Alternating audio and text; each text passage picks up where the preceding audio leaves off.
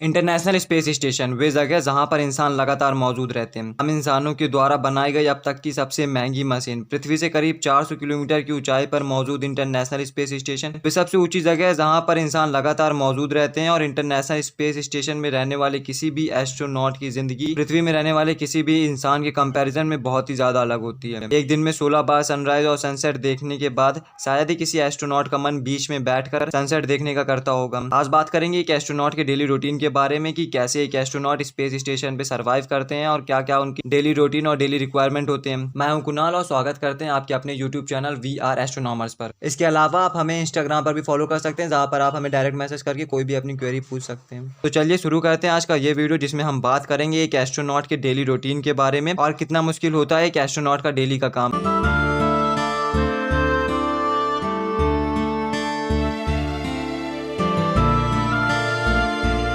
एक एस्ट्रोनॉट के दिन की शुरुआत होती है सुबह 6 बजे जगकर, लेकिन ऐसा नहीं है कि उन्हें बहुत ही अच्छी नींद आती है। ग्रेविटी ना होने की वजह से इस बात का डर हमेशा बना रहता है कि कहीं सोते वक्त कोई एस्ट्रोनॉट हवा में न तैरने लगे। इस प्रॉब्लम को सॉल्व करने के लिए एस्ट्रोनॉट को खास तरह के स्लीपिंग बैग्स दिए जाते हैं जो हमेशा दीवार से बंधे रहते हैं, और इनको हमेशा दीवार में बंधा रखने के लिए खास टेलीफोन साइज के केबिन का इस्तेमाल किया जाता है। एक एस्ट्रोनॉट लेट कर नहीं सो सकता है, इसीलिए उसे हमेशा खड़े होकर सोना पड़ता है और इसी तरह उसे उठना भी पड़ता है। लेकिन उठने के बाद एस्ट्रोनॉट का सबसे पहला काम होता है ईमेल, न्यूज और इस बात को चेक करना कि कहीं कोई स्पेस मिशन उनकी तरफ रवाना तो नहीं किया गया। स्पेस मिशन के बारे में जानकारी तो उन्हें पहले से ही दे दी जाती है, लेकिन फिर भी ये एक एस्ट्रोनॉट की जिम्मेदारी होती है कि वे इस बात को चेक करे कि कहीं कोई स्पेस मिशन उनकी तरफ तो नहीं आ रहा है। सारी न्यूज अपडेट और ईमेल्स चेक करने के बाद एक एस्ट्रोनॉट का मन होता होगा नहाने का, लेकिन अगर आप नहाने के बारे में सोच रहे हैं तो ये थोड़ा मुश्किल होने वाला है। दरअसल इंटरनेशनल स्पेस स्टेशन में पानी बहुत ही लिमिटेड क्वांटिटी में भेजा जाता है, जिसमें आपके नहाने का पानी इंक्लूड नहीं होता है। इसके अलावा माइक्रोग्रेविटी होने की वजह से वहां पर आप नहा नहीं सकते। दिन में लगभग 2 घंटे से ज्यादा एक्सरसाइज करने के बाद भी आप इंटरनेशनल स्पेस स्टेशन पर नहा नहीं सकते। शायद इससे बुरा कुछ और नहीं हो सकता। लेकिन जो बेस्ट चीज आप कर सकते हैं वे ये है कि गर्म पानी और साबुन को टॉवल में लगाकर पोंछना। और अगर किसी एस्ट्रोनॉट के बाल बड़े हैं तो फिर उसके लिए भी नासा ने खास इंतजाम करके रखा है। एक खास तरह का शैम्पू जिसमें झाग नहीं निकलता, जिसको आपको केवल लगाने के बाद पानी से साफ कर देना है, और ये सब बस थोड़े से ही पानी में हो जाता है, जिसके बाद आपको किसी तरह के हेयर ड्रायर की या फिर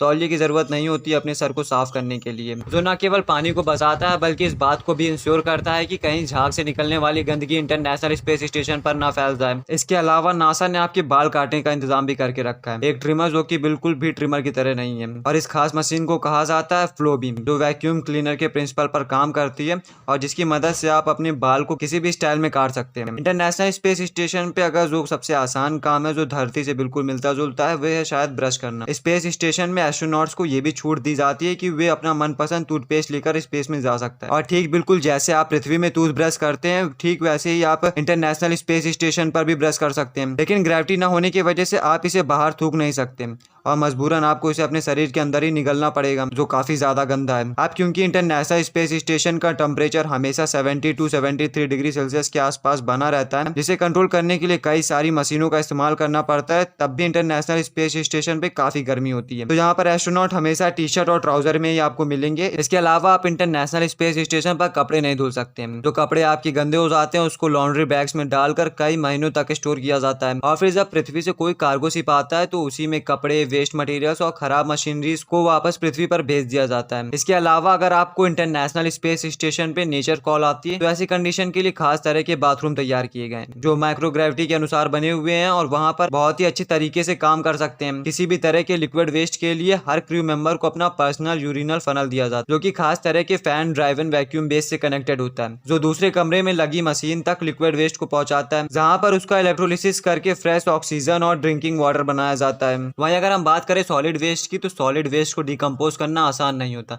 इसके लिए बिल्कुल अलग तरह के सिस्टम का इस्तेमाल किया जाता है और सॉलिड वेस्ट को एक बार में पूरी तरह से डिकम्पोज नहीं किया जा सकता, जिसकी वजह से जितना हो सकता है उतना सॉलिड वेस्ट को डिकम्पोज किया जाता है और उसके बाद प्लास्टिक बैग में सील कर दिया जाता है। और फिर जब कोई कार्गो से पृथ्वी से आता है तो उसी में उसको रवाना करके पृथ्वी पर वापस भेज दिया जाता है। वहीं अगर हम बात करें एक एस्ट्रोनॉट के ब्रेकफास्ट के बारे में, तो इंटरनेशनल स्पेस स्टेशन में सैंडविच, टोस्ट या फिर किसी भी तरह का ट्रेडिशनल खाना मिलना बहुत ही मुश्किल है, क्योंकि किसी भी तरह के ट्रेडिशनल खाने को लगातार चेक करना पड़ता है और हमेशा उसके खराब होने का डर बना रहता है। इसके अलावा इंटरनेशनल स्पेस स्टेशन में किसी भी तरह की कोई फ्रिज नहीं होती जो आपके खाने को सुरक्षित रख सके। लेकिन ऐसा नहीं है कि आपको वहां पर बिल्कुल भूखा ही रहना पड़ेगा। स्क्रैम्बल एग, ओट मील और कई सारी चीजें खाने के लिए आपको इंटरनेशनल स्पेस स्टेशन में मिल जाएंगी। लेकिन ये सारी चीजें डिहाइड्रेटेड फॉर्म में होती हैं, जिसको खाने के लिए सबसे पहले आपको पानी में गर्म करना पड़ता है। इसके अलावा आपको इंटरनेशनल स्पेस स्टेशन में कॉफी, टी और लेमन जूस जैसी कई सारी चीजें मिल जाएंगी। लेकिन इसको पीने के लिए आप अपने मुंह का सीधा इस्तेमाल नहीं कर सकते। इसको पीने के लिए आपको स्ट्रॉ का इस्तेमाल करना पड़ेगा। ब्रेकफास्ट के बाद क्रू मेंबर्स का काम होता है इंटरनेशनल स्पेस स्टेशन में अपने रूटीन के मुताबिक सारे काम करना और इस बात को भी चेक करना कि क्या सारी मशीनरी सही से काम कर रही है या नहीं। इंटरनेशनल स्पेस स्टेशन में क्या चीज कैसे और कब करना है, ये सब कुछ पहले से ही तय होता है। धरती पर बैठे साइंटिस्ट इस बात को तय करते हैं कि कब कौन सा एस्ट्रोनॉट कौन से काम करेगा और उसको उस काम को कैसे परफॉर्म करना है। हर चीज के बारे में बिल्कुल सटीक जानकारी पहले से ही एस्ट्रोनॉट्स के पास अवेलेबल रहती है। वहीं सबसे जरूरी काम होता है इंटरनेशनल स्पेस स्टेशन पे मौजूद सारी मशीनों की मरम्मत करना, जो बहुत ही मुश्किल भी होता है। और अगर कोई मशीन खराब हो जाती है या फिर टूट जाती है तो उसके साथ क्या करना है और उसको रिप्लेस कैसे करना है, ये सब कुछ पहले से ही तय किया जा चुका होता है। टूटी हुई मशीन को वापस पृथ्वी पर भेज दिया जाता है और अगर कोई मशीन बन सकती है तो उसको वहीं पर बना लिया जाता है। और कभी महीने में एक बार एस्ट्रोनॉट्स को बैटरीज बदलने के लिए स्पेस वॉक पर भी जाना पड़ता है। और अगर आपको इंटरनेशनल स्पेस स्टेशन में एक जगह से दूसरी जगह पर जाना है तो आपको अपने हाथ की मदद से गोल गोल घूम कर जाना पड़ेगा, क्योंकि थोड़ा मुश्किल तो जरूर है पर मैनेज किया जा सकता है। और अगर इतनी सारी मेहनत करने के बाद अगर आपको टाइम मिल जाता है तो ये टाइम है फोटोशूट का, जहाँ आप किस देश के हैं, कौन सी लैंग्वेज बोलते हैं और आपका स्किन कलर क्या है, कुछ मायने नहीं रखता। बस मायने ये रखता है कि आप सभी पृथ्वी से आते हैं और पृथ्वी को रिप्रेजेंट कर रहे हैं। फोटोशूट के बाद अब टाइम है लंच का।